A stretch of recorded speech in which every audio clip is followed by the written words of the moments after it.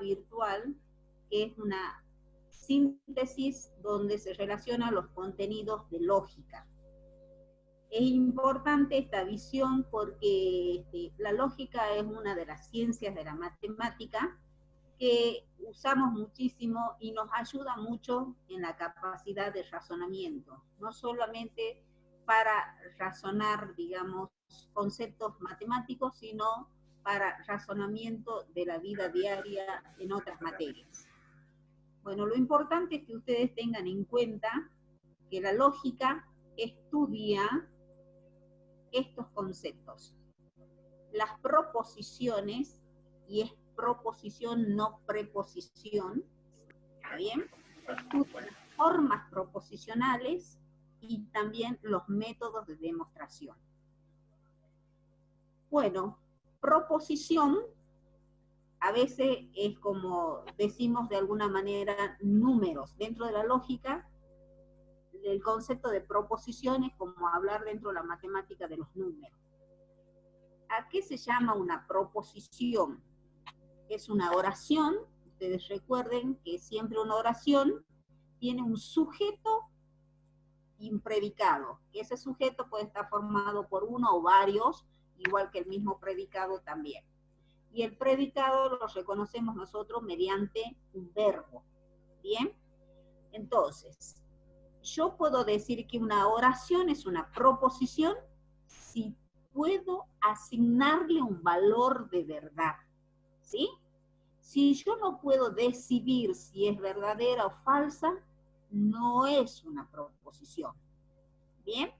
También tengo otras oraciones que se denominan formas proposicionales, que son aquellas donde en el sujeto aparece una variable, una o más variables, por supuesto.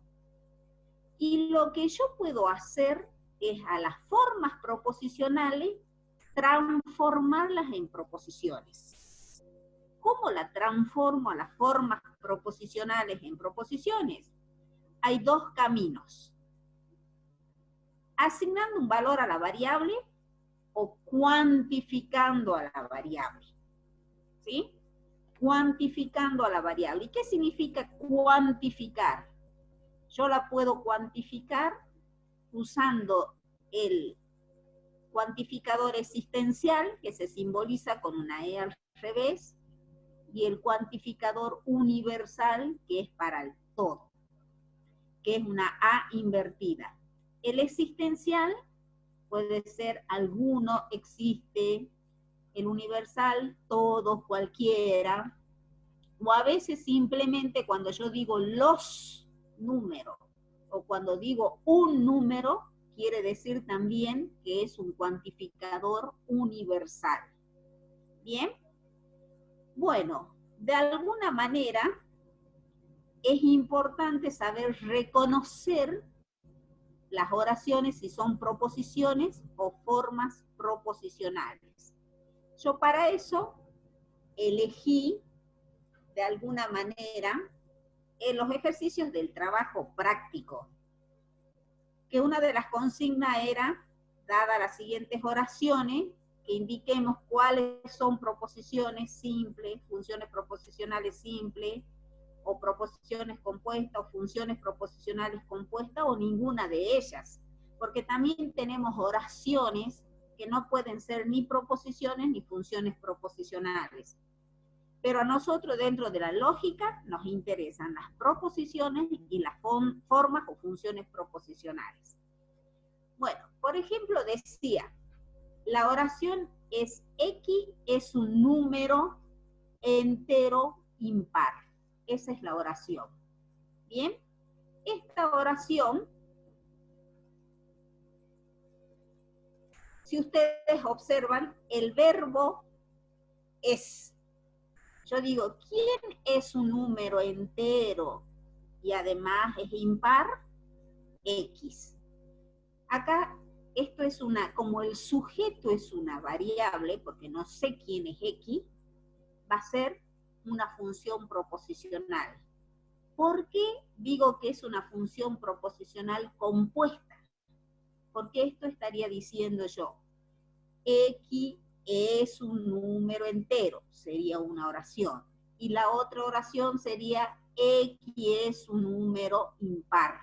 ¿Bien? Entonces por eso yo llamo.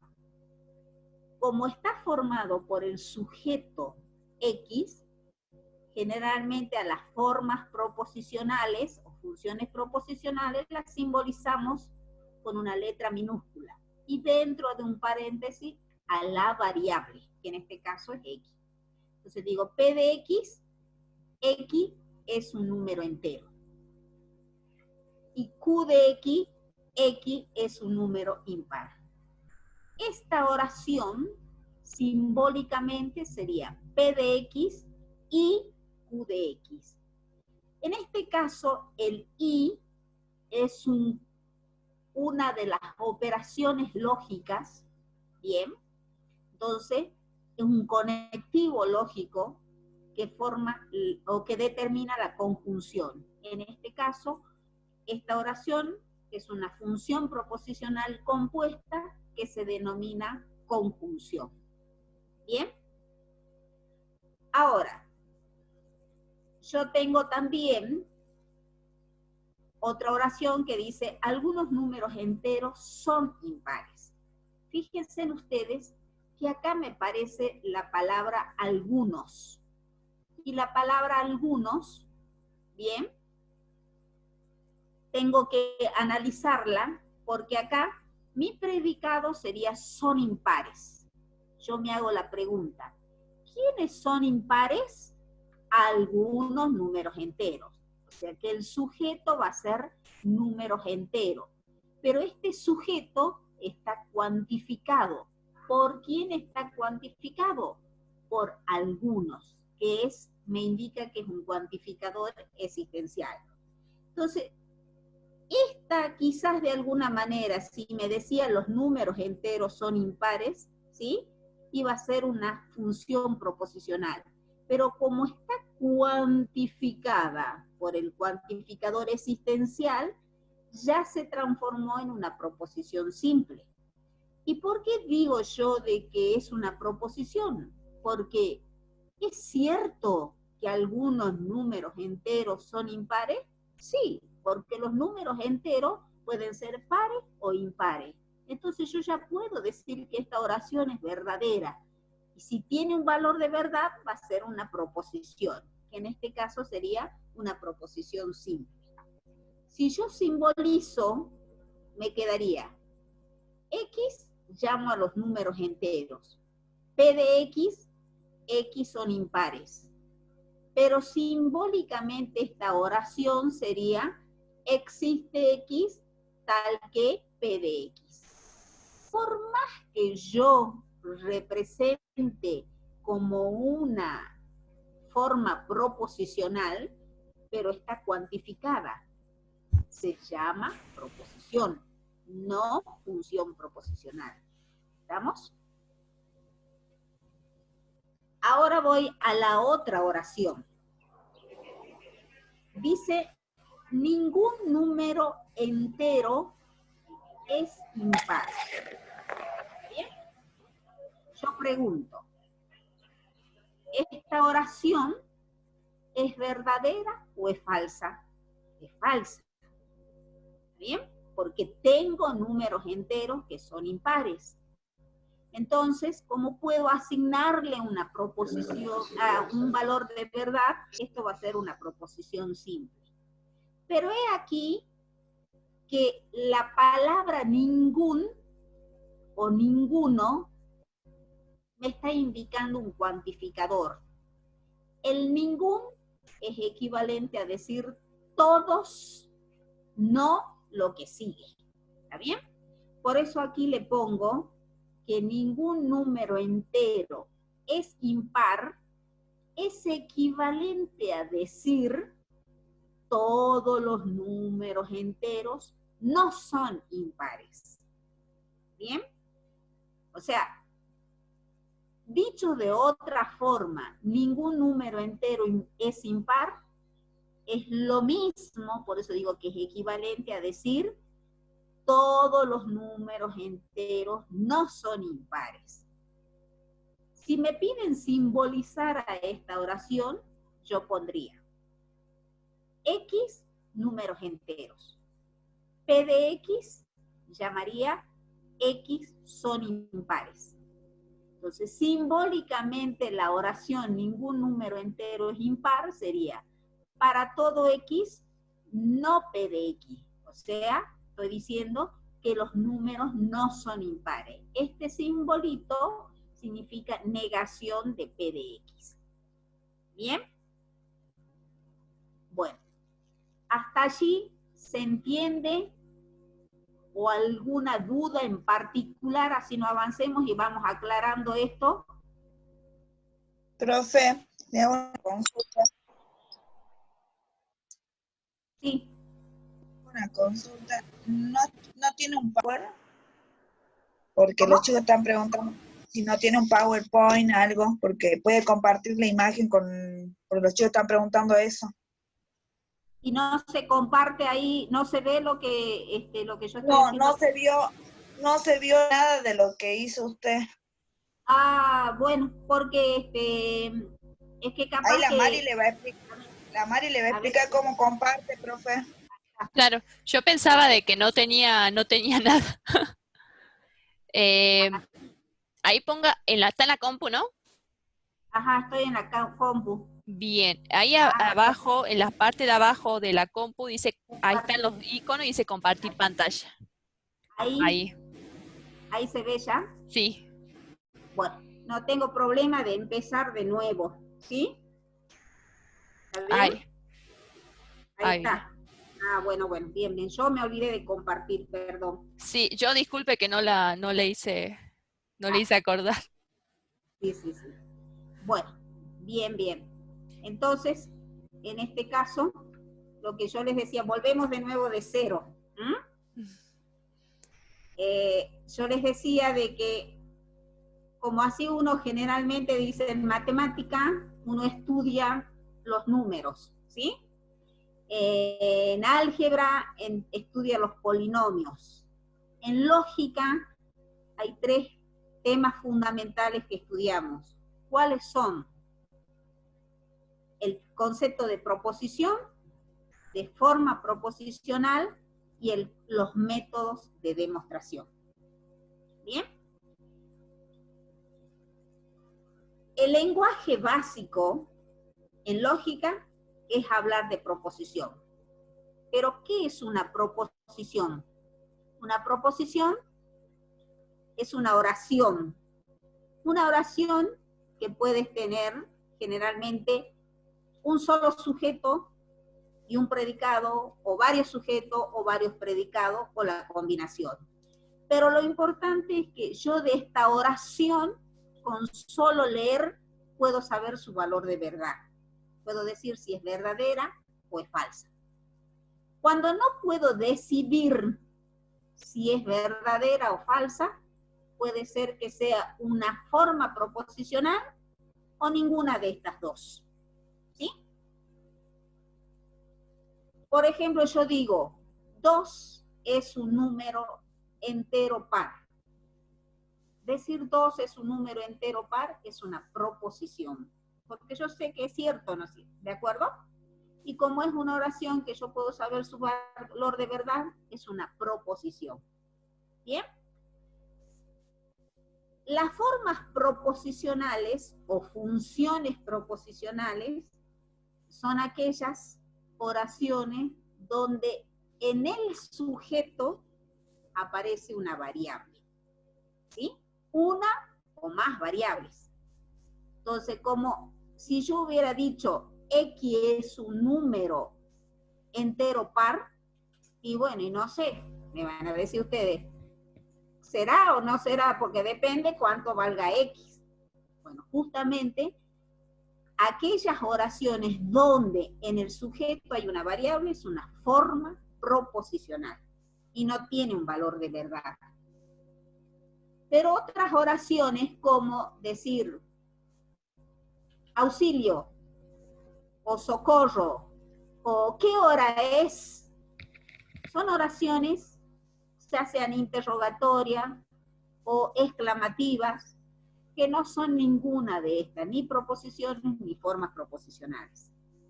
Pero lo importante es que las formas proposicionales se transforman en proposición. ¿A través de qué caminos? Ya sea asignando un valor a la variable. Cuando hace rato yo les decía, X es un número entero par, ¿bien? Y si yo a X le doy 8, me quedaría 8 es un número entero par. Fíjense en ustedes, se me transforma en una proposición porque yo puedo decir que es verdadera. O si yo a X le digo, X va a valer 5. 5 es un entero par y es falso, pero es una proposición. Ese sería uno de los caminos. Y el otro camino es cuantificando a la variable. ¿Qué quiere decir cuantificar? Pero a la variable, no en el predicado. Cuantificar a la variable, ya sea usando el existencial, el cuantificador existencial, o el cuantificador universal. El existencial, ¿cómo yo sé que hay un cuantificador existencial? Cuando aparecen palabras como algunos, existen, ¿sí? En cambio, el universal, cuando yo digo todos, o cualquiera, cualesquiera, o cuando digo los números, por ejemplo, o cuando digo a veces un número, me estoy refiriendo en general. ¿Bien? Bueno, estas formas proposicionales o proposiciones pueden ser simples o compuestas. Y yo a las proposiciones solamente se pueden realizar tablas de verdad. ¿Por qué? ¿Por qué no puedo aplicar las tablas de verdad a las formas proposicionales? Porque las formas proposicionales no tienen valores de verdad. En cambio, una proposición puede ser verdadera o falsa. Y depende de los valores, de acuerdo a los valores de la tabla de verdad, puede ser una tautología, puede ser una contingencia o una contradicción. ¿Qué quiere decir que va a ser una tautología? Cuando haga la tabla de verdad, todos los valores del resultado de la última columna me dan siempre verdadero. ¿Cuándo me va a dar una contingencia? Cuando sean algunos verdaderos y otros falsos. ¿Y cuándo va a ser una contradicción? Cuando todos sean falsos, el resultado. Bueno, yo les decía que tanto las proposiciones como las funciones proposicionales pueden ser simples o compuestas. De las simples obtenemos las compuestas. ¿Bien? Pero usando ¿qué? Los conectivos, que es el y, el o, el sí, el entonces. Y generalmente, si yo tengo una proposición simple, su negación para P se simboliza no P. Por supuesto que a las proposiciones se las simboliza con P, y a las funciones proposicionales como P de X, por ejemplo, y dentro del paréntesis se coloca la variable que yo voy a considerar. ¿Bien? Entonces, y la negación de P es no P, que se simboliza de esta manera. Para P de X, que es una función proposicional, su negación es no P de X. ¿Bien?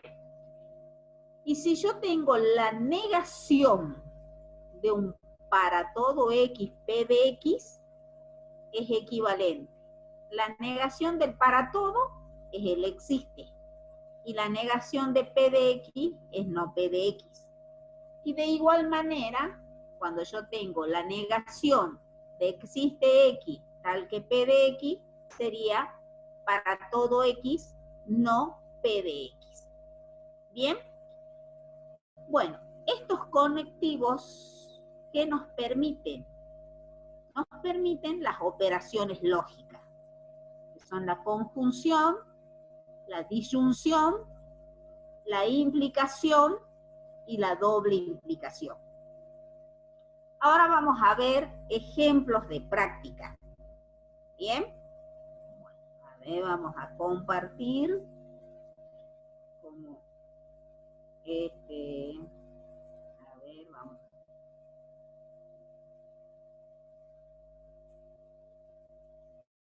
Ahí se ve esto, ¿no? ¿Bien? Sí, profe, sí se ve.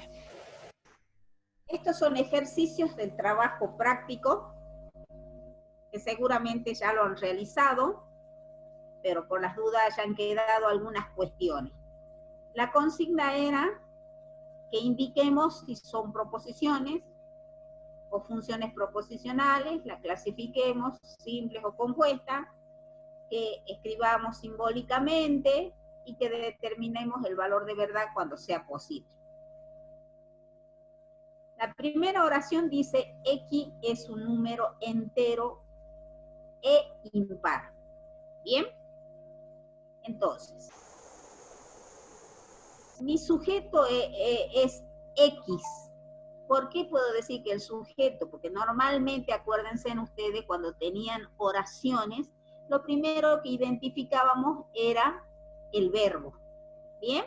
En este caso, mi verbo es un número entero impar. Y yo digo, ¿quién es un número entero impar? X. Entonces, así puedo identificar el sujeto. Yo no sé aquí si esto es verdadero o falso. Y de acuerdo a la definición, decíamos que si en el sujeto había una variable, una o más variables, era una función proposicional. Y en este caso es una función proposicional compuesta. En este caso, la variable es X. Yo llamo P de X, X es un número entero. Es importante que cuando se simbolice esté explícita la variable y que la variable tiene que estar siempre en el sujeto. Ahora, llamo Q de X, X es un número impar. Entonces, simbólicamente, esta oración sería lo mismo que decir X es un número entero y X es un número impar. Por eso decimos que simbólicamente sería P de X y Q de X. Bien, en este caso, el conectivo es el y la operación es la conjunción. Bien, vamos a el otro ejemplo. Digo, algunos números enteros son impares. ¿Y esto es cierto o no? Y sí, porque los números enteros pueden ser pares o impares, ¿no es cierto?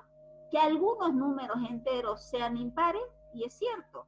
Por lo tanto, yo ya de antemano sé el valor de verdad. Por lo tanto, va a ser una proposición simple verdadera. Si me piden escribir simbólicamente, voy a identificar las proposiciones. Como aquí está hablando de algunos números enteros, yo llamo X como variable números enteros. P de X, X son impares. ¿Quién era X? Números enteros. Simbólicamente, como me aparece la palabra algunos, significa que hay un cuantificador. ¿Y a quién está cuantificando? A la variable números enteros. Por lo tanto, simbólicamente me quedaría, existe X tal que P de X. O sea, algunos números enteros son impares. ¿Bien? Por más que yo simbolice como función proposicional especificando entre paréntesis la variable, pero está cuantificada la variable. Y si está cuantificada, es una proposición simple, que en este caso es una proposición simple verdadera. Vamos a otro ejemplo. Dice, ningún número entero es impar. También pregunto, ¿es cierto que ningún número entero es impar? Y no, porque hemos dicho que los enteros pueden ser pares o impares. Entonces esto es una proposición simple falsa. Y he aquí que la palabra ningún o ninguno es equivalente a decir todos, no tal cosa. Por eso decir ningún número entero es impar es equivalente a escribir todos los números enteros son impares. Si yo quiero escribir simbólicamente esta oración, llamo X números enteros. P de X que veo llamado a números enteros, son impares. O es impar, es lo mismo. Simbólicamente, ninguno quiere decir que hemos dicho que todos los números enteros no son impares. Por eso es que escribo la negación de P de X. ¿Bien? Hasta acá. ¿Vamos bien? ¿No hay dudas en particular como para detenerse o sigo avanzando?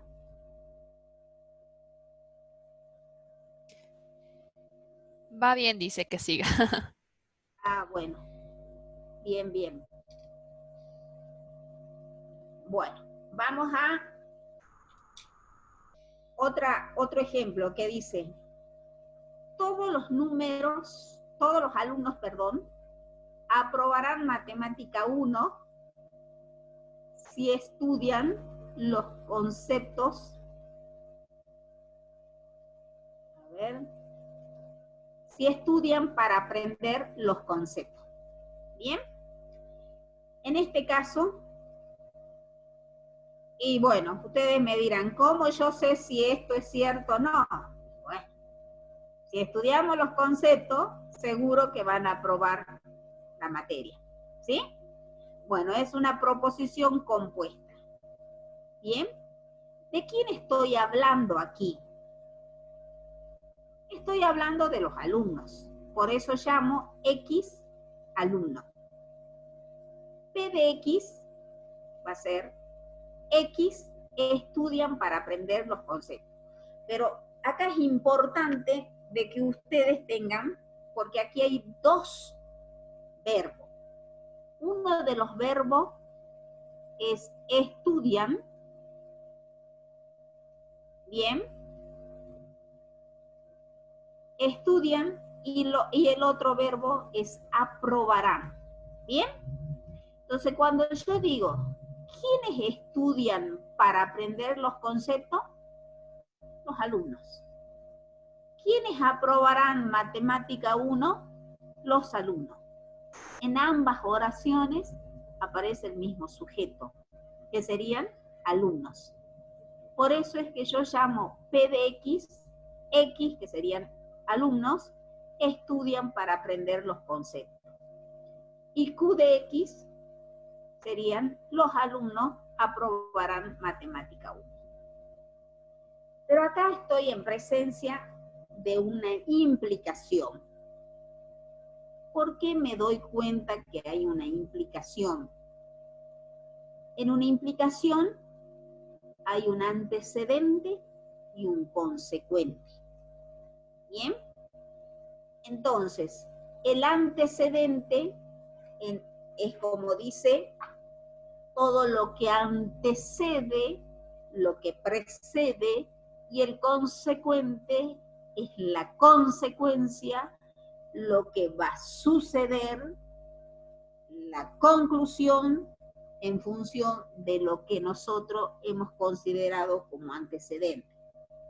¿Cuál va a ser aquí la condición?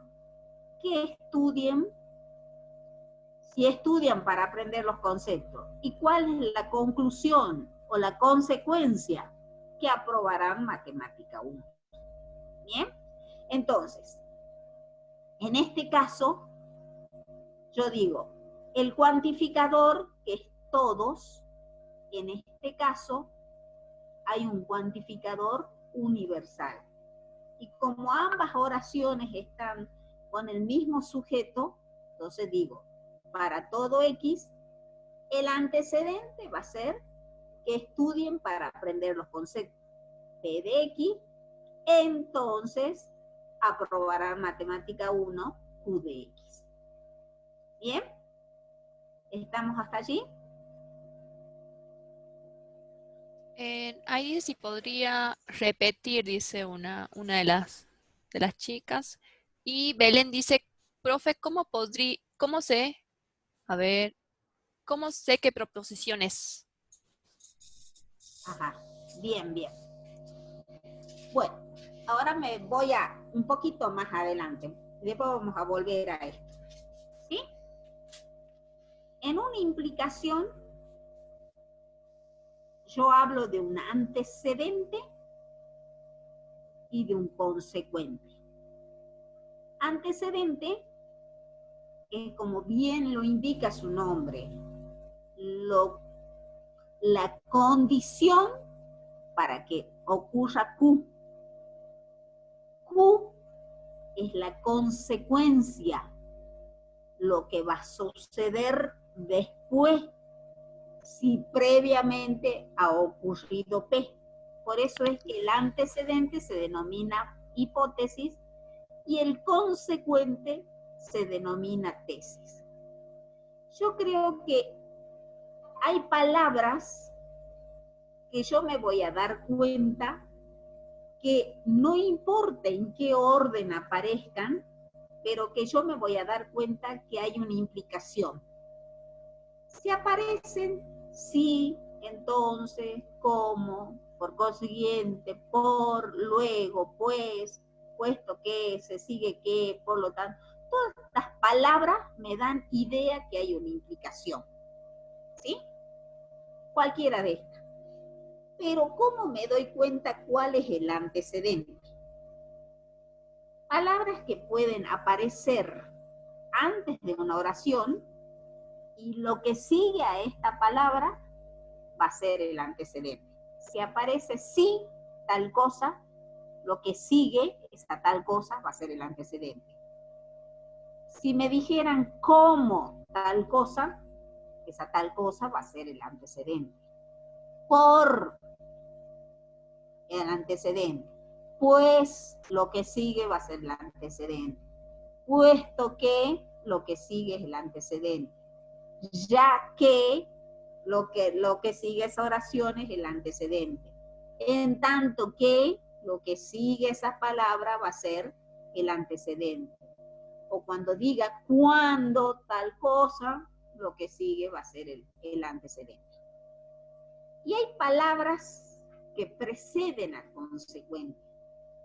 Cuando yo digo, si estudio los conceptos de matemática, entonces aprobaré matemática. Puede ser otra.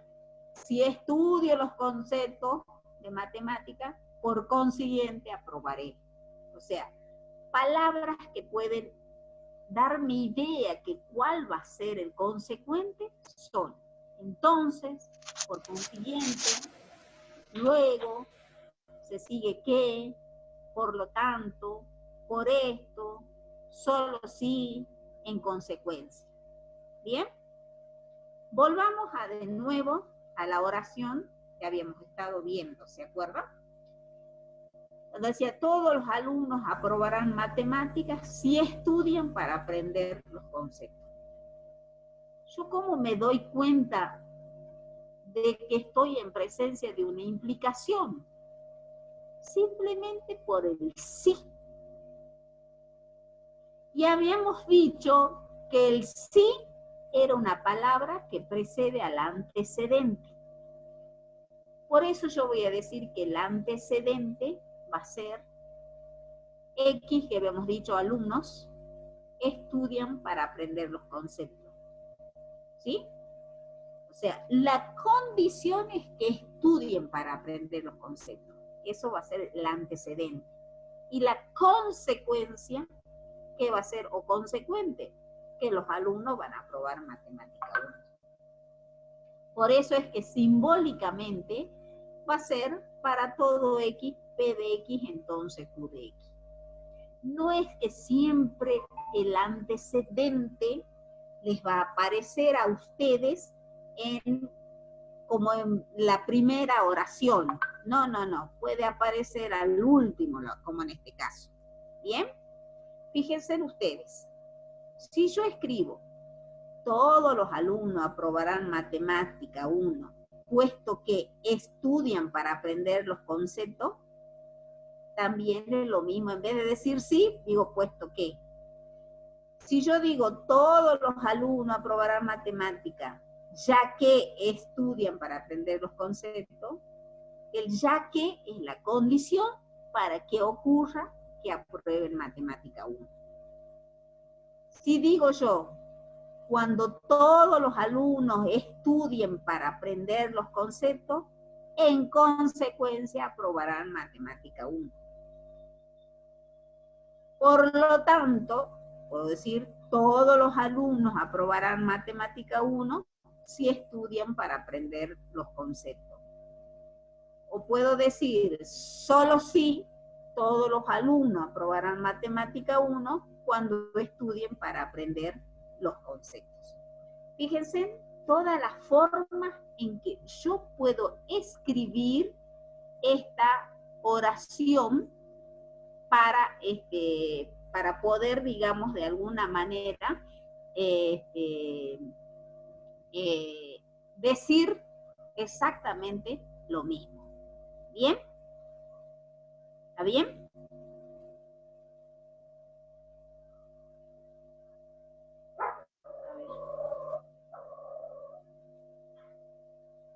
Para que me he perdido yo.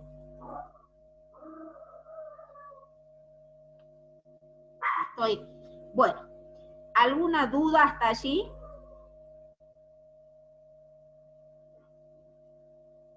Hola. No, profe, los chicos. ¿Está bien? ¿Podemos seguir avanzando? Hay una chica, Andrea pregunta, ¿cómo sé cuándo es simple o compuesta? ¿Cuándo es una proposición simple o compuesta? Bien, volviendo de nuevo. Una proposición o función proposicional va a ser compuesta cuando aparezca una conjunción o una disyunción, una implicación o una doble implicación. Cuando me doy cuenta que va a haber una conjunción y cuando aparezca el y, ¿está bien? Como hace rato yo dije, los números enteros son pares, los números son enteros y pares, por ejemplo, ¿entiendes? A veces también aparece la palabra pero. Supónganse que yo digo, los números enteros, los números naturales son enteros, pero también racionales. ¿De acuerdo? Quiere decir que también estoy en presencia de una conjunción. Entonces, el i puede estar representado por la palabra i, por el pero. El ni a veces significa y no tal cosa también. Una disyunción que se la simboliza con el o. Y bueno, no hay muchas alternativas, es el o el o que tiene que aparecer en la oración. Por ejemplo, yo puedo decir los números pares, los números enteros son pares o impares. ¿Bien? Entonces ahí voy a estar en una disyunción. En la implicación les acabo de indicar todas las palabras que podíamos usar para darnos cuenta que hay una implicación. En una doble implicación es sí, solo sí, o es equivalente, ¿sí? Son palabras que me dan idea de que estoy en una doble implicación. ¿Bien? Bueno, no sé si con eso contesto las preguntas que me habían hecho. ¿Mm?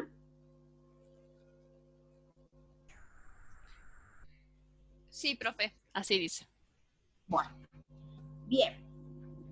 Otra de las cuestiones también que dentro de la implicación tenemos las formas asociadas, ¿sí? ¿Cuáles son las formas asociadas, pero a una implicación? ¿Bien? Vamos a llamar forma directa P, entonces Q. La forma recíproca es Q, entonces P. O sea que el antecedente pasa a ser consecuente y el consecuente en antecedente. La forma contraria, siempre por supuesto de la directa, es negación del antecedente implica negación del consecuente. Y la forma contrarrecíproca es no Q, entonces no P. Bueno, vamos a ver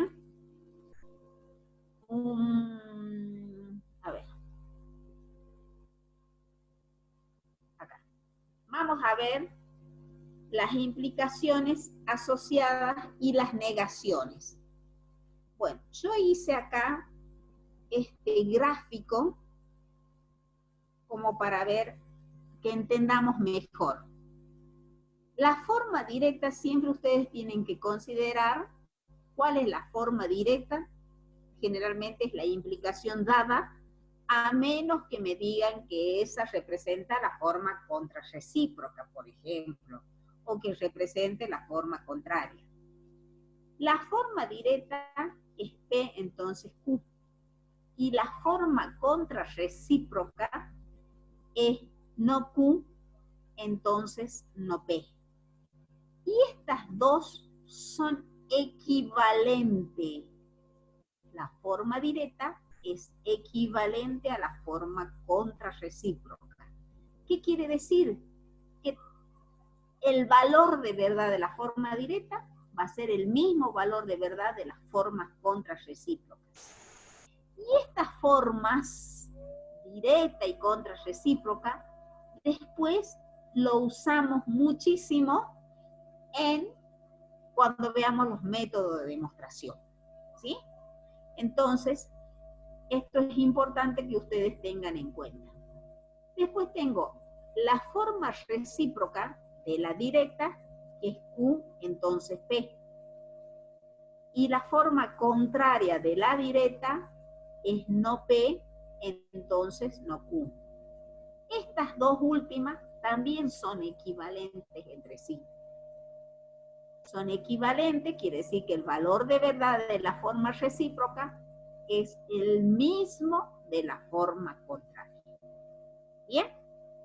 Entonces, esto es importante porque después necesitamos para los métodos de demostración.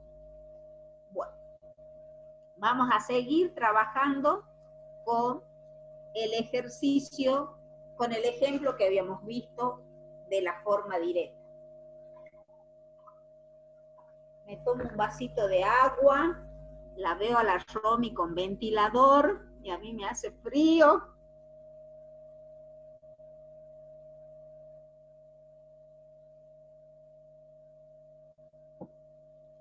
La verdad que esto de estar en su casa tiene unas particularidades porque podemos tomar un vaso de agua, ¿no? También en medio de la clase. Así es, profe. Vamos al ejemplo que habíamos visto. Digo, todos los alumnos aprobarán matemática 1, puesto que estudiarán para aprender los conceptos. ¿Bien? Bueno, yo voy a llamar la forma directa, que habíamos dicho que simbólicamente era para todo X, P de X, entonces Q de X, donde P de X eran los los alumnos estudian para aprender los conceptos. Y Q de X era la consecuencia que los alumnos aprobarán matemática 1. En este caso, el cuantificador todos estaría cuantificando a toda la implicación. Y fíjense que es importante aquí tener en cuenta si cuantifica al antecedente o cuantifica al consecuente, que no es lo mismo que cuantifique a toda la implicación. Bueno, ya que estamos, vamos a repasar un poquito sobre la negación. Y la negación de la forma directa. Entonces yo digo, negación de lo que está escrito en símbolo para todo X, P de X implica Q de X.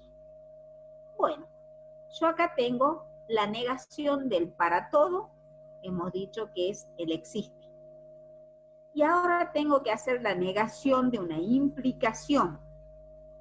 Recuerden ustedes, seguramente han visto en alguno de los videos de teoría que dice que la negación de una implicación es el antecedente, que sería P de X, y negación del consecuente. ¿Está bien? No es que se niegue a ambos. La negación de una implicación se transforma en una conjunción, dice la definición, entre el antecedente y la negación del consecuente. ¿Bien? Entonces, si yo ahora, a mí me dan una oración escrita en lenguaje coloquial, o sea, con palabras, y me piden la negación, yo tengo que escribirla en el mismo lenguaje. ¿Sí? Entonces, yo ahora digo, estoy diciendo, existen alumnos, pero hemos dicho que el existencial también puedo ponerlo como algunos. Por eso escribo, algunos alumnos, ¿qué ocurre? ¿Quién era P de X? Estudian para aprender los conceptos y no aprobarán matemática 1. Pero en vez de poner y, ¿qué estoy diciendo? Pero no aprobarán matemática 1. ¿Está bien? Entonces eso sería la negación de la forma directa. Vamos ahora a la forma contraria de esta forma directa. Considero esto la forma directa, entonces voy a escribir la forma contraria. Recuerden que lo que yo tengo que cambiar es en la implicación, por lo tanto el para todo sigue siendo. Entonces la forma contraria era no P de X implica no Q de X. ¿Cómo me quedaría si yo quiero traducirlo al lenguaje coloquial de la forma contraria? Diría, todos los alumnos no aprobarán matemática 1, que es la consecuencia, ya que no estudian para aprender los conceptos. Aquí estoy usando los distintos nexos que habíamos dicho, o palabritas que yo puedo poner de antecedente o consecuente. Una de esas palabritas era ya que, ¿de acuerdo? O sea, ya que no estudian para aprender los conceptos, entonces la consecuencia, los alumnos no aprobarán matemática 1. Yo aquí fui haciendo como una ejercitación, aprovechando la negación de la forma contraria. La negación de esta forma contraria me quedaría. Negación de todo esto. Entonces digo, negación del para todo, no P de X implica no Q de X. La negación del para todo es existe X. Y la negación de una implicación me dice antecedente, que en este caso, ¿quién es el antecedente? Es no P de X. Y negación del consecuente. Pero la negación de Q, ¿qué me queda? Q de X. Si yo ahora lo paso al lenguaje coloquial, me quedaría entonces. Algunos alumnos, ¿qué les ocurre? No estudian para aprender los conceptos, pero podría haber puesto y también, y aprueban matemática 1. Ojalá sean algunos de ellos, ¿no? No, hay que estudiar para aprobar. Bien, bien. Bueno, esto es de la forma contraria. Vamos a la forma recíproca. La forma recíproca era cambiar antecedente por consecuente. Entonces, si la forma directa es para todo x, p de x, entonces q de x, la forma recíproca me queda para todo x, q de x, entonces p de x. Yo lo escribo al lenguaje coloquial. Digo, todos los alumnos estudian para aprender los conceptos, bien, puesto que aprueban matemática. El puesto que me indicaba el antecedente. ¿Cuál es el antecedente acá? Aprueban matemática 1, ¿sí? Y la consecuencia es que los alumnos estudian para aprender los conceptos, que lógicamente no tiene sentido esta oración, pero bueno, dado al fin del ejercicio de escribir las implicaciones asociadas, nada más como una ejercitación. Bien, si yo quiero encontrar la negación de la forma recíproca, digo negación de para todo x, q de x, entonces p de x. Me quedaría negación del para todo es existe. Y la negación de esta implicación va a ser antecedente.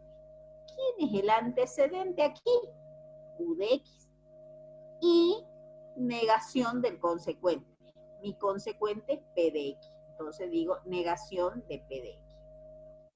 Si yo ahora lo traduzco al lenguaje coloquial, me quedaría algunos alumnos, ¿qué les pasa?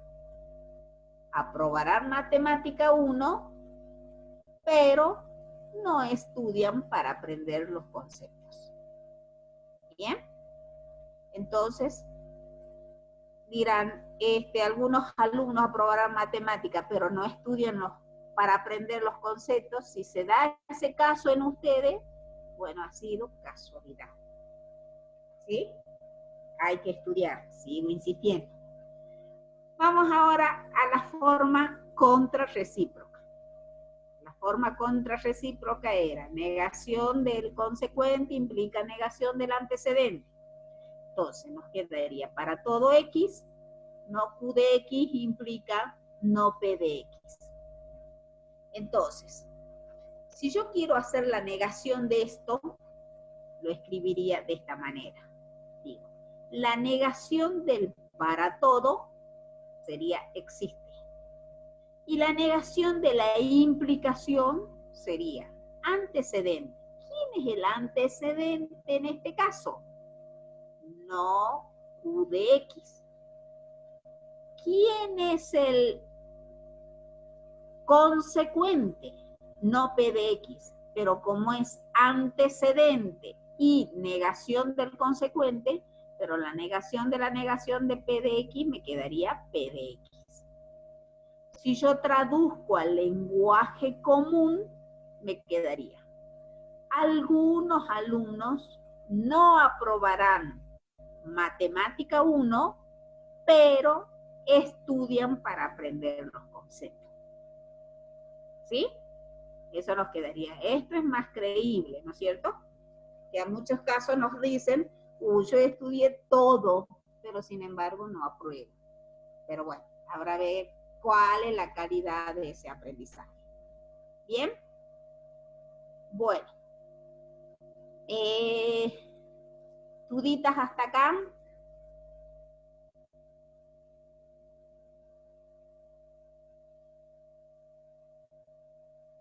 ¿Ninguna? Parece que ninguna, profe. Bueno, estamos, ¿están entendiendo bien o no entienden? Bueno, yo otra cosa que antes de empezar los métodos de demostración, quería ver un poquito, que vamos a ver, que creo que estamos, que estábamos con tiempo, según lo que estoy viendo, es acerca de cuando yo tengo oraciones, que yo voy a, digamos, a ver, inicio, copiar.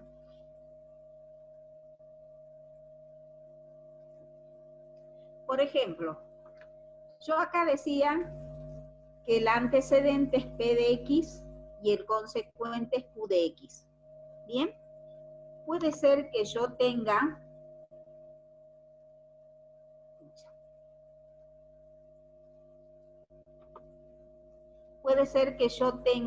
lo siguiente,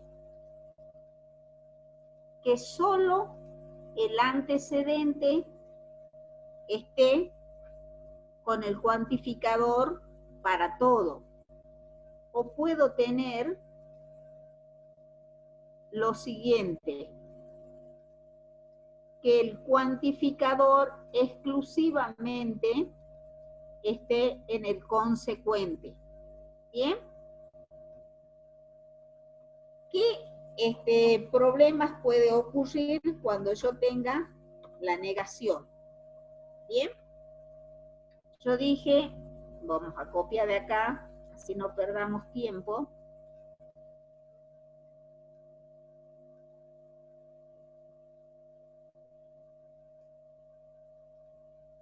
Había dicho que cuando el cuantificador cuantifica a toda la implicación, cuando vayan a escribir las distintas formas asociadas, el cuantificador no cambia. ¿Bien? Por eso es de alguna forma cuando en la forma directa, esta es la forma directa, perdón. A ver, forma directa. Ahora, la forma recíproca. A ver.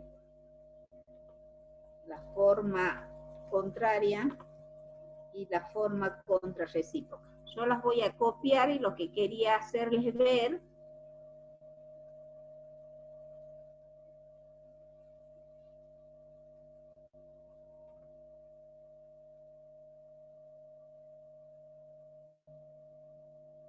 contraria, la recíproca.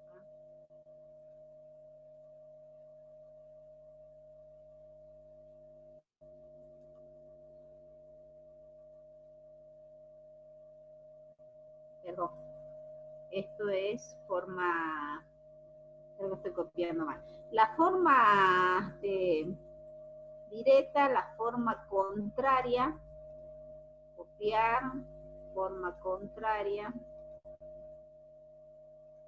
ahí estamos. La forma recíproca, que la estoy copiando mal, la forma recíproca,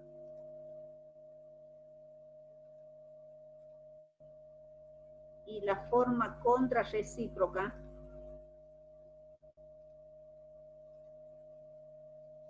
Yo lo que les quería hacer ver es que cuando ustedes escriben la forma contraria, la recíproca y la contrarrecíproca, y está cuantificada toda la implicación, ¿sí?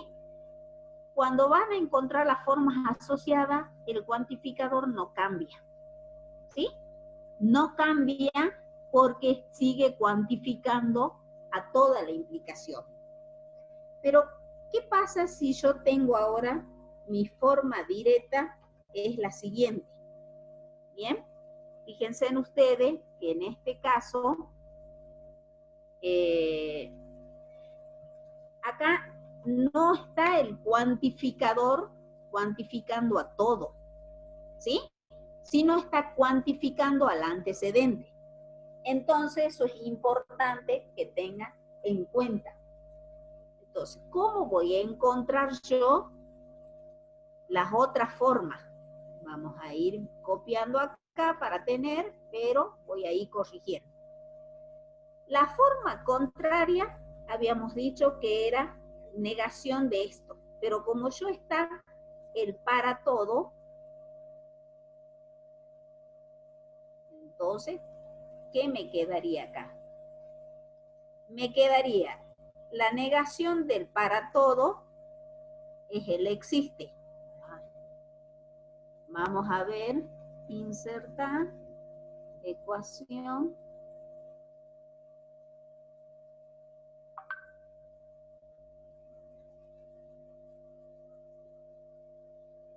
A ver. Perdón un ratito.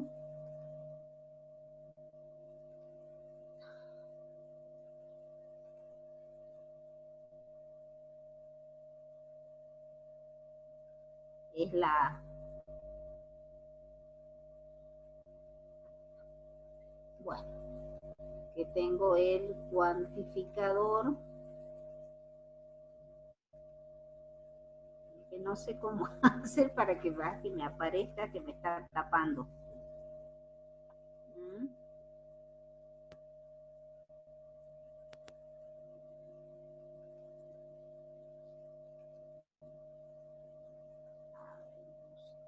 Insertar, quiero insertar el símbolo para todo.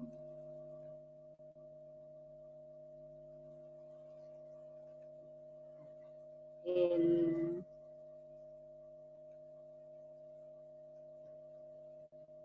existe. Ahí está.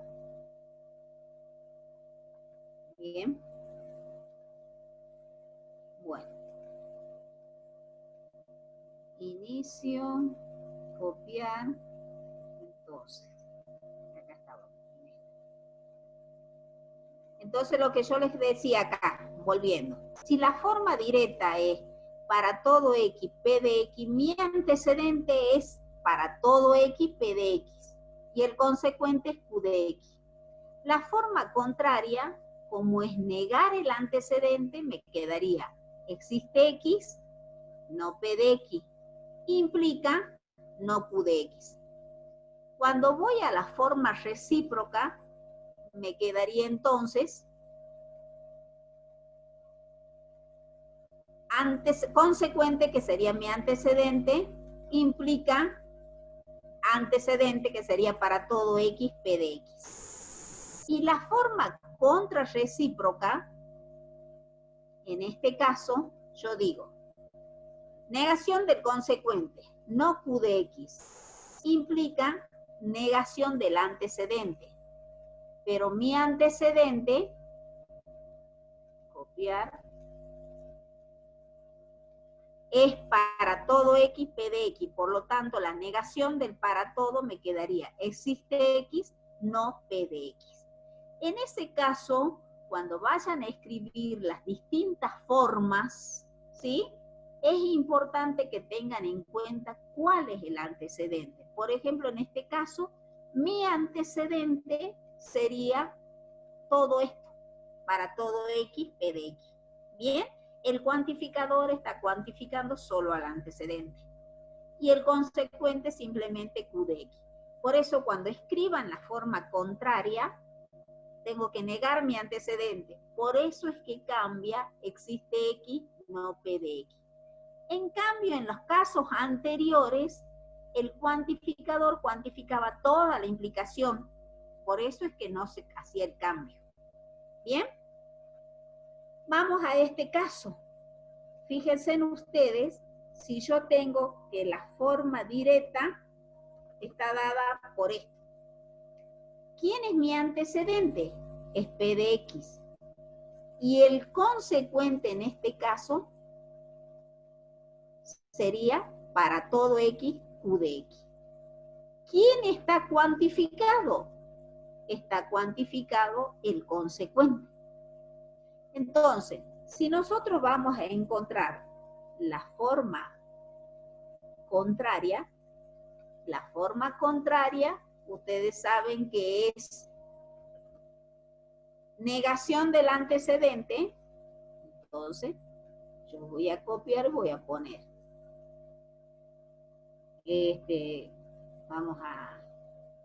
Vamos a copiar esto, pero no quiere decir que esto sea lo correcto. Negación del antecedente, P de X, implica negación del consecuente.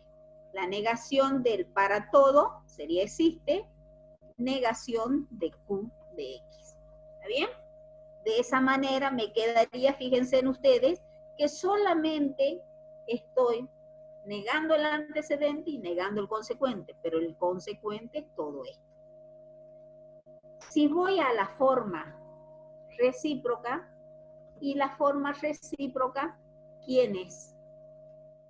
Y bueno, yo siempre voy a copiar esto y voy modificando. Mi antecedente ahora sería para todo X, Q de X. Entonces, yo corto acá, pongo aquí, y mi nuevo consecuente sería lo que tenía como antecedente anteriormente. ¿Bien? ¿Se va entendiendo?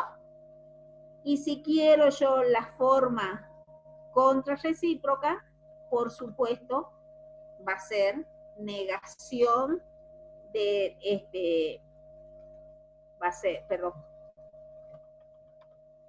va a ser negación del, voy a copiar esto por cuestiones de símbolo y me quedaría negación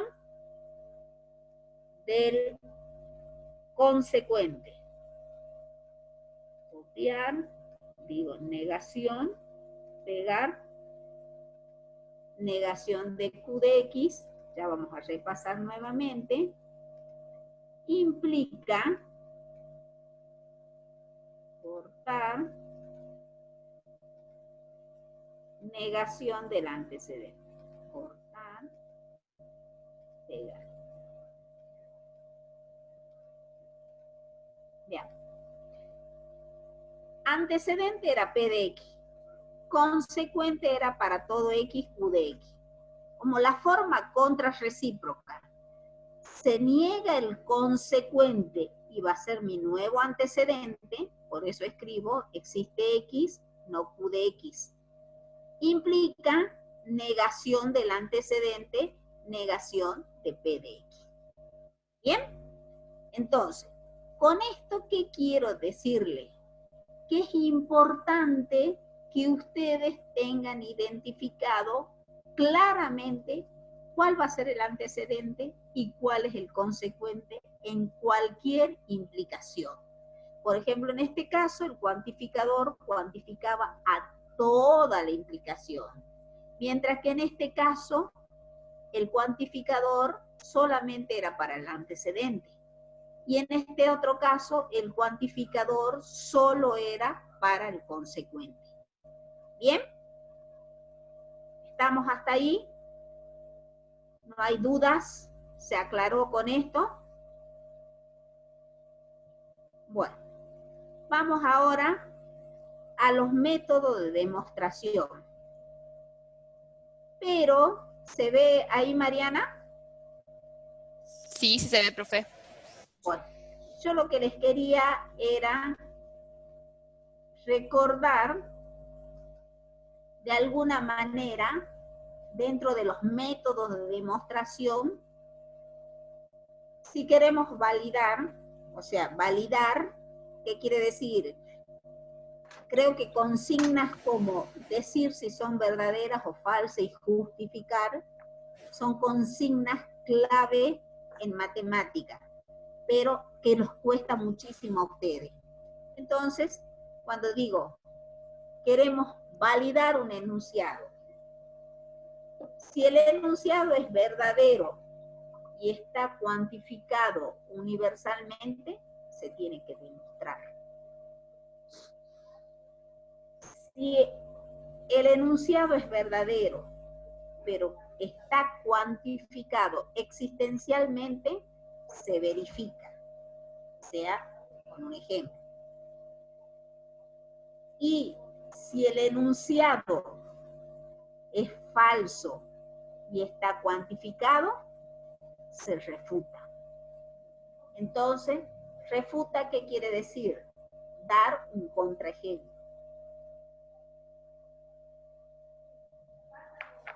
Y para demostrar todo esto que estamos diciendo, para determinar la verdad o la falsedad, generalmente, cuando es verdadero, se demuestra usando el método directo o el método indirecto. ¿Cuál es el método directo? Relacionado con el método directo, con la forma directa. O sea, antecedente implica consecuente. ¿Se acuerdan que yo en vez de antecedente también le había puesto hipótesis? En vez de consecuente le había puesto tesis. ¿Qué sería? Hipótesis implica tesis. Y el método indirecto sería la contrarrecíproca. O sea, no tesis implica no hipótesis. Y cuando un enunciado es falso, ¿qué se usa? Se usa la refutación por contraejemplo. Entonces, vamos a volver al ejemplo. ¿Bien? Por ejemplo, dice, dado dos números enteros impares, la multiplicación de ellos da por resultado un número entero impar. ¿Bien? Bueno, cuando de alguna manera digo dado dos números enteros, es lo mismo que yo dijera para cualquier número enteros impares, ¿sí? Y si estoy con cualquiera o todos números, dado dos números enteros impares, estoy con un cuantificador. ¿Y qué se refiere? Que es el cuantificador universal. Y bueno, yo pienso, yo tengo dos números enteros, impares, 3 y 5. 3 por 5, 15, me va a dar impar. 7 por 9, 63, impar. Si sigo pensando así, siempre me va a dar impar el producto de dos números enteros impares. Bueno, pero con ejemplo, cuando un enunciado, volvamos de nuevo a la síntesis que habíamos dicho, que cuando el enunciado es verdadero y está cuantificado universalmente, se demuestra. ¿Bien? Entonces, en este caso vamos a identificar antecedente o hipótesis y vamos a identificar consecuente o tesis. Bueno, ¿quién es nuestra hipótesis? Dos números enteros impares, X e Y le vamos a llamar. Y la tesis, que X por Y, la multiplicación, también es un entero impar. Bien, y aquí está fácil, digamos, quizás después a medida que se vayan ejercitando se van a dar cuenta. Es muy fácil partir de la hipótesis y llegar a la tesis. Entonces el método que vamos a usar es el método directo, o sea, hipótesis implica tesis. Entonces, vamos a partir de la hipótesis. Si yo considero que X es un número impar, quiere decir que lo escribo de la forma 2n más 1, donde n es cualquier número entero. Si digo que Y es un número impar, digo que Y va a ser de la forma 2p más 1. Con P también es un número entero. Y ustedes me dirán, yo aquí multiplico miembro a miembro. ¿Y cómo multiplico miembro a miembro? ¿Cómo voy a dar cuenta que la operación es una multiplicación? Y bueno, porque en el enunciado, ¿qué me dice? La multiplicación de ellos quiere decir que la operación que voy a hacer es el producto. Por eso es que pongo X por Y Entonces digo, X era 2n más 1 por Y, 2p más 1. Entonces hago ley distributiva, 2n por 2p, 2n por 1, más 1 por 2p, más 1 por 1. Entonces, en estos dos primeros términos, en el 2p, en el 2n y en este 2p, todos puedo sacar factor común 2. Entonces, asocio y saco factor común 2. Entonces, me quedaría 2 por 2np en el primer término, más n en el segundo, más p en el segundo, más el 1. ¿Bien? Entonces, capaz que esto lo vamos a poner ahí. A ver, para que se den cuenta mejor. Ahí me quedaría. Entonces, de esto que marqué yo en celeste, es que los asocio y saco factor común 2. Entonces, y me sigue quedando más 1.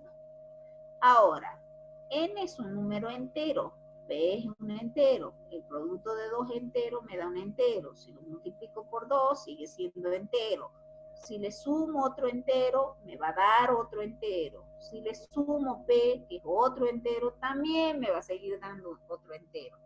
Entonces, a esto le llamo, o sea, 2np más n más p, le llamo r al número entero. Entonces me quedaría 2 por r más 1. ¿Y qué estoy con esto probando? Que el producto de x por y es un número impar. Y con eso estaríamos demostrando. ¿Bien? Voy ahora a otra consigna que dice, si el cuadrado de un número entero es impar, el número es impar. Fíjense en ustedes que aquí hay un sí. Y si hay un sí, ¿qué quiere decir? Que hay una implicación. Entonces, el sí, lo que sigue es el antecedente. O sea, el antecedente sería el cuadrado de un número entero impar. Sería la hipótesis. Y la tesis sería el número es impar. Este enunciado, y bueno, yo pienso en un cuadrado que sea un número entero impar, 25. 25 es un cuadrado. Y la base de 25 sería 5. También sigue siendo impar. Pienso en 81. 81 es impar, es un cuadrado. Y la base es 9, también es impar. Pero con ejemplos no se demuestra cuando es verdadero. Y como acá también me habla de cualquier número, quiere decir que es para todo. Y como este enunciado es verdadero y está cuantificado universalmente, se demuestra. Recuerden ustedes que eso lo habíamos dicho, que cuando el enunciado es verdadero y está cuantificado universalmente, se demuestra. ¿Bien? Entonces, quiere decir que tengo que usar una demostración. ¿Cuál era el antecedente? Cuadrado de un número entero es impar. Y el consecuente, que el número es un entero impar. Entonces, si yo escribo, antecedente es la hipótesis, x cuadrado es un número entero impar. O sea, entero par, perdón.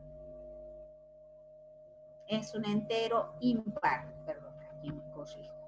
¿Qué quiere decir? Que x cuadrado lo puedo escribir como 2t más 1, donde t es un número entero. Y yo ahora tengo que demostrar que la base es un número entero par. O sea, x igual a 2n más 1.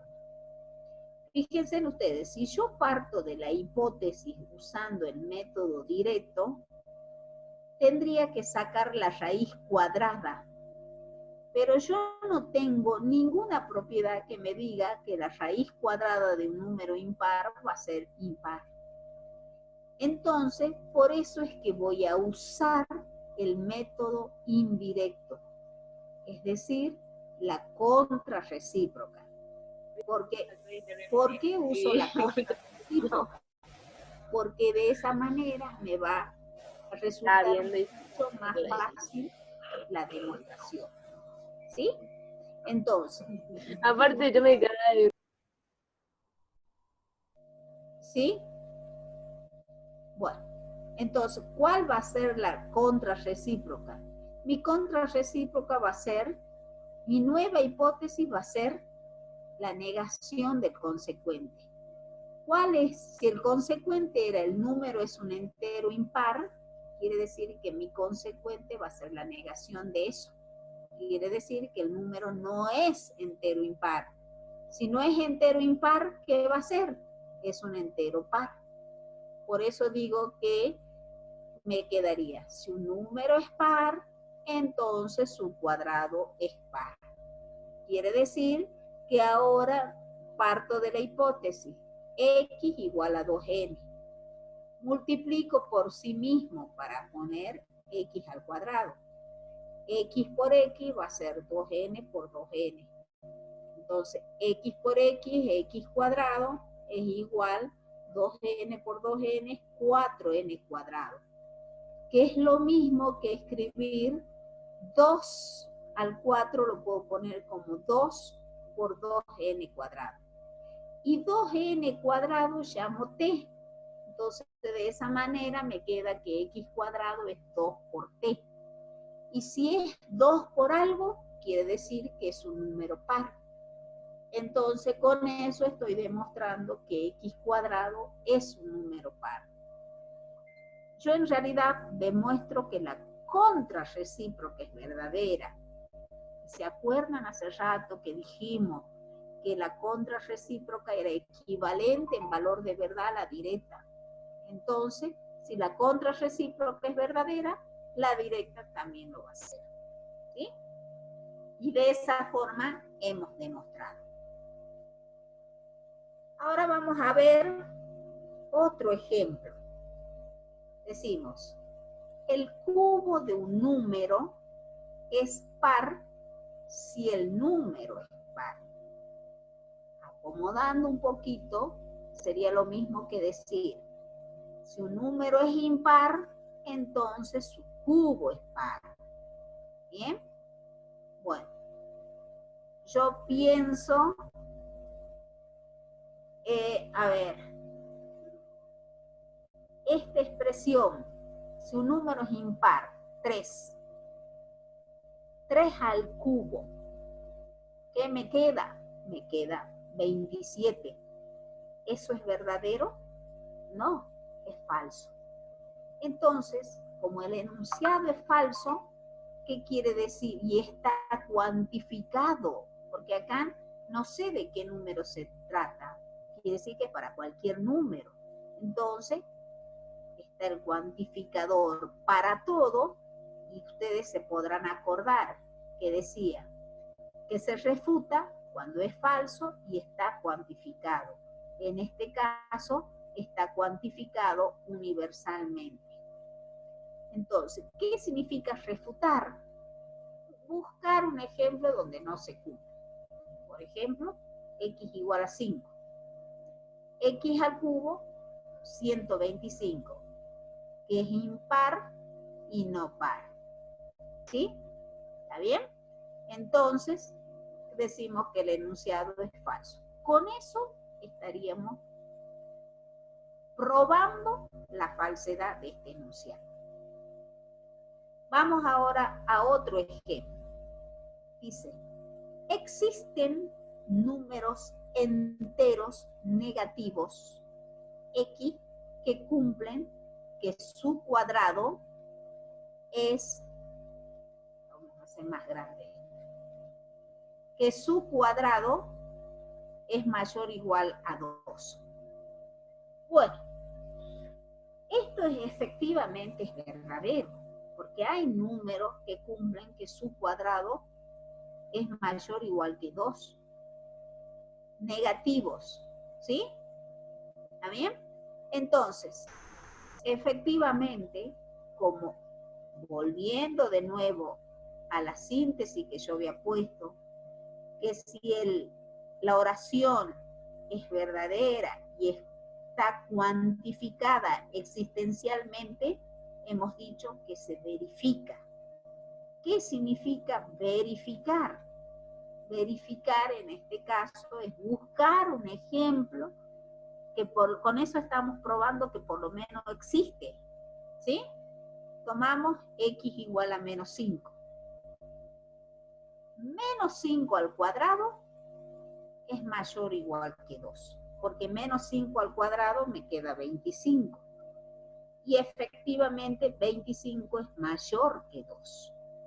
¿Sí? Con eso estaríamos verificando que este enunciado es verdadero. Estaríamos probando la veracidad del enunciado. ¿Sí? Bueno. ¿Alguna duda? Dice, levantaron la mano.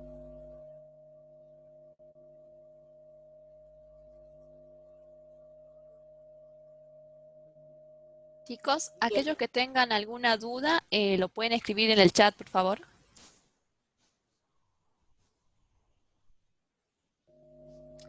Porque esto sería de alguna forma los temas, digamos, como me habías especificado, Mariana, y en sí hemos avanzado con todo.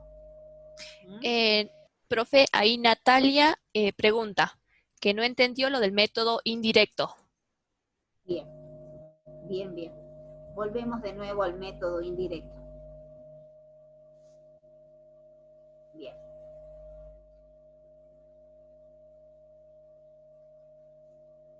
Sí. Lo que yo les decía hace rato, bueno, en este caso, lo importante es que ustedes se den cuenta si la oración es verdadera y cómo está cuantificada. Esta oración es verdadera y está cuantificada implícitamente para todo, porque yo acá no sé de qué número se trata, no hay de un número especial, sino dice el cuadrado de un número general, entonces quiere decir que es para todos los números. Por lo tanto, como está cuantificada universalmente y es verdadera, se demuestra. ¿Está bien? Entonces yo lo que decía, en esta oración, el antecedente es el cuadrado de un número entero es impar.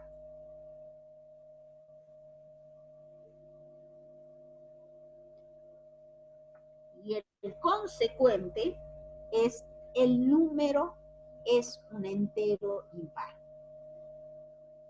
Quiere decir, tal cual está la oración, que la hipótesis sería x cuadrado es un número entero impar. Bien, decir que es un número entero impar, ya sabemos nosotros que expresarlo de la forma x al cuadrado igual a 2 por algo más 1. La tesis, x es un número entero par. O sea, quiere decir que x va a ser de la forma 2 por n para cualquier n. ¿Bien? Pero, como acá, el método directo consiste en partir de la hipótesis y llegar a la tesis. ¿Bien? Es impar, perdón, acá hay un error. Impar más 1. Bien. En este caso, yo tendría que partir de x al cuadrado igual a 2t más 1. Para llegar a x tendría que sacar la raíz cuadrada. Pero yo no tengo ninguna propiedad que a mí me asegure que la raíz cuadrada de un número impar sea igual a otro número impar. Entonces, si yo quiero usar el método directo, no tengo ninguna propiedad que valide eso. Y por eso es que uso la contrarrecíproca. ¿Por qué la contrarrecíproca y no la contraria o la recíproca? Porque la forma directa es equivalente a la contrarrecíproca. ¿Sí? ¿Y cuál sería en este caso, mi nueva hipótesis? Entonces, fíjense en ustedes, para acá yo lo voy a escribir, en este caso en la contrarrecíproca, mi nueva hipótesis va a ser la negación, vamos a escribir,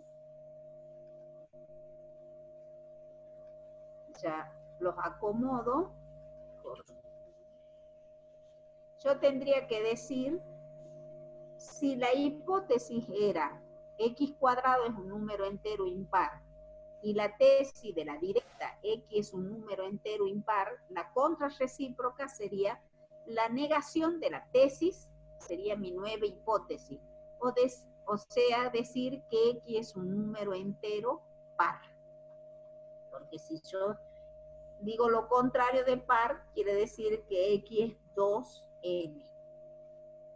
La nueva tesis va a ser la negación de la hipótesis, que x cuadrado es un número entero, no es un número entero impar. Si no es un número entero impar, ¿qué va a ser? Un número par.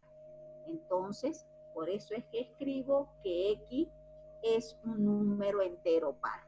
O sea, que va a ser de la forma 2 por algo.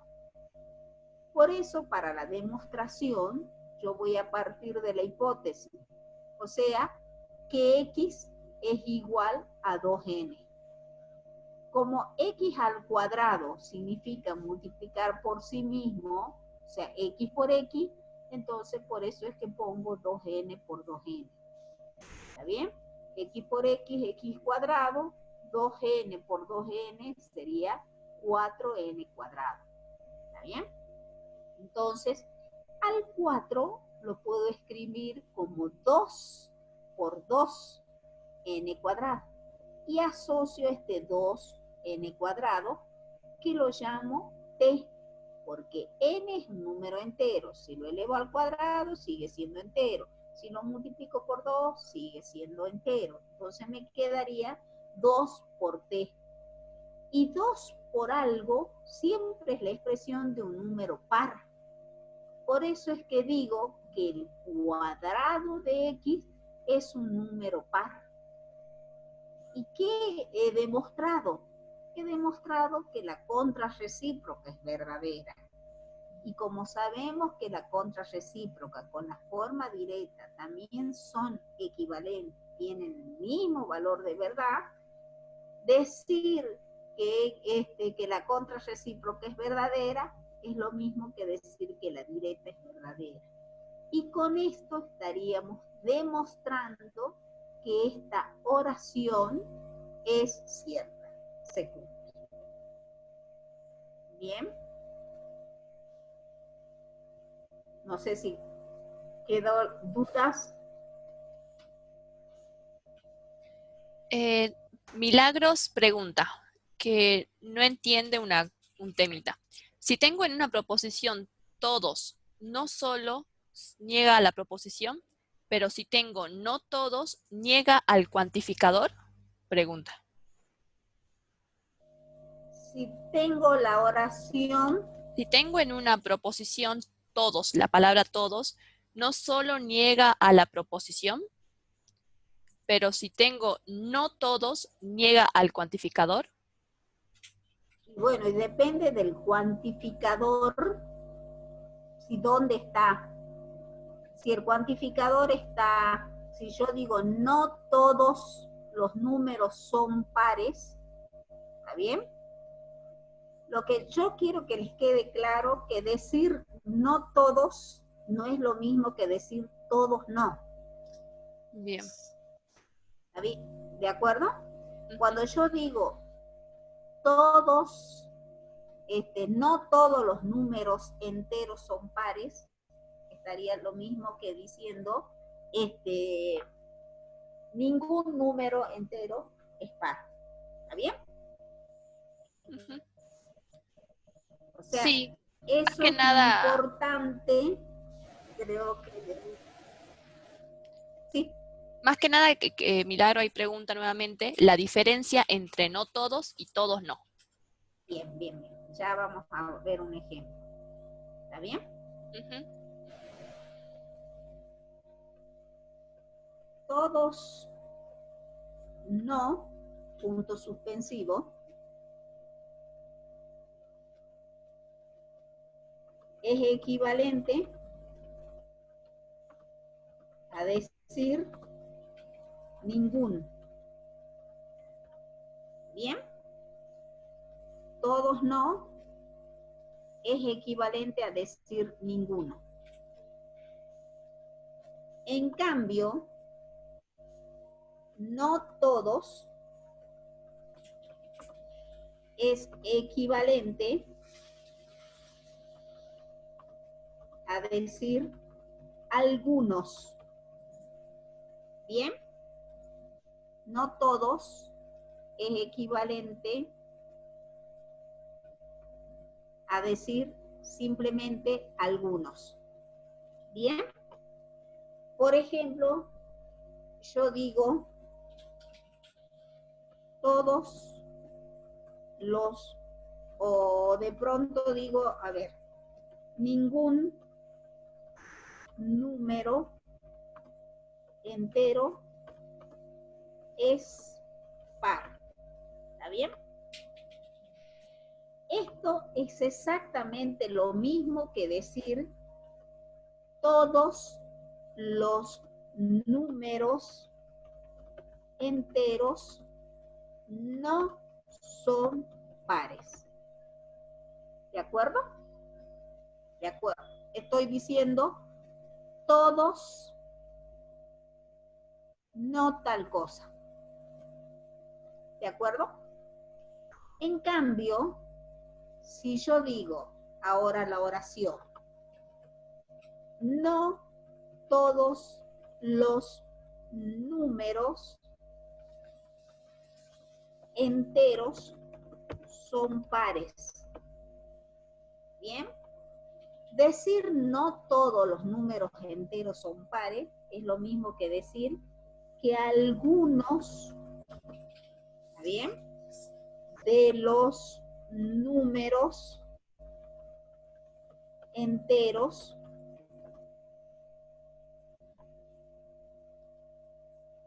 si digo que no todos los números enteros son pares, estoy diciendo que algunos de los números enteros, ¿sí?, son impares. Fíjense en ustedes que yo acá, cuando digo todos no, o digo ninguno, solamente estoy negando el verbo, ¿cierto? Y sigue siendo el cuantificador todos. Mientras que decir no todos, ¿sí?, ¿qué estoy transformando? ¿En qué? Cambiando el cuantificador. ¿De acuerdo? O sea, es como que estoy negando toda la oración. ¿Bien? En cambio, el todos no, el cuantificador sigue siendo el universal, pero estoy negando la proposición, ¿sí? Mientras que supongamos que yo quiera representar simbólicamente esto, ¿qué diría? A ver, digo insertar, vamos a la ecuación, y estoy diciendo para todo X, supónganse, estaría poniendo negación de P de X. ¿Bien? Ningún número entero es par, es exactamente lo mismo que decir todos los números enteros no son pares. Por eso pongo para todo X, no P de X. En cambio, si yo esta oración, ¿cómo me estaría representando? A ver, vamos a copiarnos. Estoy diciendo, cortar, vamos a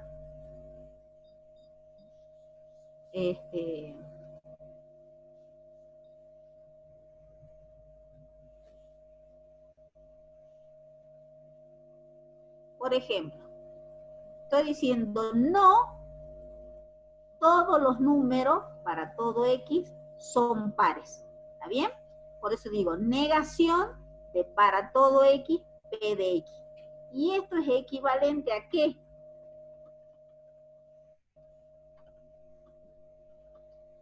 Equivalente a decir, y vamos con esto, la negación del para todo, hemos dicho que es el existe.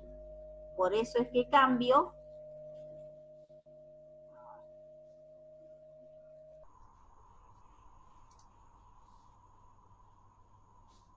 para insertar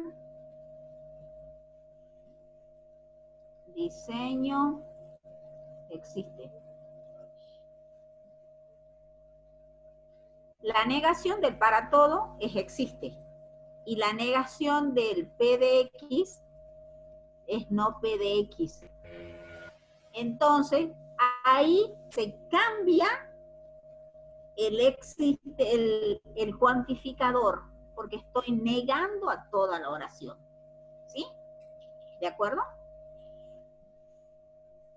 Y por eso estoy negando el cuantificador y negando a la proposición. Mientras que el todos no, el cuantificador sigue siendo lo mismo, pero se niega simplemente la proposición o forma proposicional.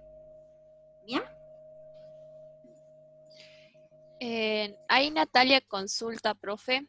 Si, por ejemplo, nuestra proposición empieza 3 números enteros, ¿qué cuantificador sería? Y quiere decir cualquier número entero, o sea, para todo. Bien. Bueno, creo que ya estamos en horario. Muy bien. Sí, ya nos encontramos en horario. Bueno, profe, queríamos agradecerle, más que nada por aceptar la invitación a participar de esta charla y más que nada para sacarle las dudas que muchos estudiantes están teniendo, más que nada en lógica, como sabemos, es un tema nuevo para ellos. Así que muchísimas gracias por participar. Ahí Romy va a decir unas palabras también. Bueno, profe, no, me dijo Mariana, lo único que quería decir es agradecerle por la predisposición y ayudarnos a los chicos en sacarle dudas. Sé que la plataforma de matemáticas está funcionando y hacen preguntas frecuentes y se las contestan, así que gracias por acompañarnos en esta actividad y bueno, desde el centro de estudiantes y creo de los consejeros de la franja también agradecer. Bueno, también queremos agradecer a los chicos que nuevamente están participando de estas charlas que sabemos que serán de mucha ayuda para ellos y en el momento que estamos pasando, sé que así lo será, aunque muchas veces algunos conceptos no se entienden, pero con el apoyo de cada docente de la cátedra de matemática y de usted, yo creo que van a ser posible que se puedan entender los conceptos.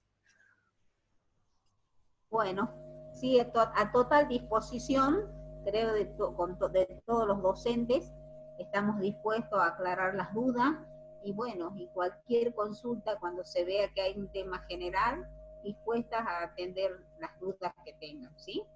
Bueno, Sin ningún profe, problema. muchísimas gracias. Muchas gracias, chicos, por participar. Muchas gracias, chicos. Hasta luego. Bueno, nos vemos, Chao, profe. Mari. Hasta luego. Chao, Romy. Chao, profe. Chao, Mari.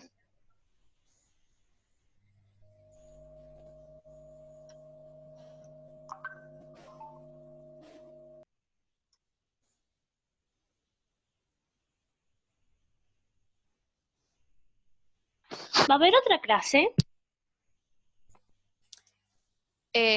Por el momento no tenemos pensado, depende de las consultas que ustedes tengan. Más que nada, esta charla de lógica y los temas que se abordaron, que más que nada los métodos de demostración y lo que es el tema de las distintas operaciones de lógica, es por más que nada las consultas que venían de parte de ustedes, de que no se estaba entendiendo bien esos temas. Si hay otros temas que no se están entendiendo, nos hacen saber, así también le pedimos nuevamente una charla de capacitación a la profe. Yo hay un tema que no entiendo muy bien que es sumatoria. Sumatoria. Bueno, podemos ver de organizar y ya le estaremos avisando.